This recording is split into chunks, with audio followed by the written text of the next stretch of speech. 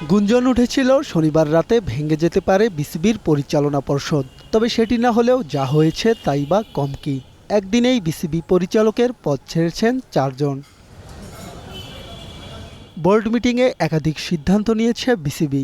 তার মধ্যে অন্যতম স্পিন বোলিং কোচ হিসেবে মোহাম্মদ রফিকের অন্তর্ভুক্তি। এছাড়াও ক্রীড়া সাংবাদিকদের উচ্চশিক্ষার জন্য স্কলারশিপ দেওয়ার সিদ্ধান্ত এসেছে বোর্ড সভায়। তবে সেসব ছাপিয়ে বিশ্বকাপ ইস্যুতে সংবাদ সম্মেলন হয়ে ওঠে উত্তপ্ত। ইচ্ছা থাকা সত্ত্বেও ভারতে বিশ্বকাপ খেলতে পারেনি বাংলাদেশ, এমনটাই জানিয়েছেন বিসিবি পরিচালক নাজমুল আবেদিন ফাহিম। যখন বিশ্বকাপের এই প্রশ্নগুলো আসলো, আমরা মুস্তাফিজকে ঘিরে আমাদের ইনিশিয়ালি আমরা রিয়েক্ট করেছিলাম অবশ্যই, বাট আমাদের হয়তো অন্য ধরনের চিন্তাভাবনা ছিল। কিন্তু সরকার থেকে যখন একটা সিদ্ধান্ত চলে এসেছে যে নিরাপত্তাজনিত কারণে আমরা ভারতে যাব না, আমরা শ্রীলঙ্কায় যেতে পারি, তখন আমাদেরকে সেটাই ফলো করতে যাচ্ছে। বিসিবিতে অস্থিরতার কারণে এখনও মাঠে গড়ায়নি ঢাকা প্রিমিয়ার লিগ।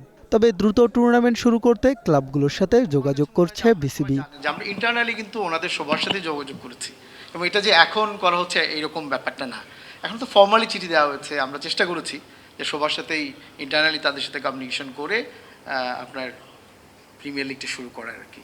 সুতরাং এই চেষ্টাটা যে এখন করা হচ্ছে এরকম না আর কি। এদিকে বিসিসিআই এর সাথে সম্পর্ক পুনর্গঠনে মেইল পাঠিয়েছে বিসিবি। অদূর ভবিষ্যতে ভারতে আতিথেয়তা পাওয়ার আশা করছে দেশের ক্রিকেটের সর্বোচ্চ সংস্থা।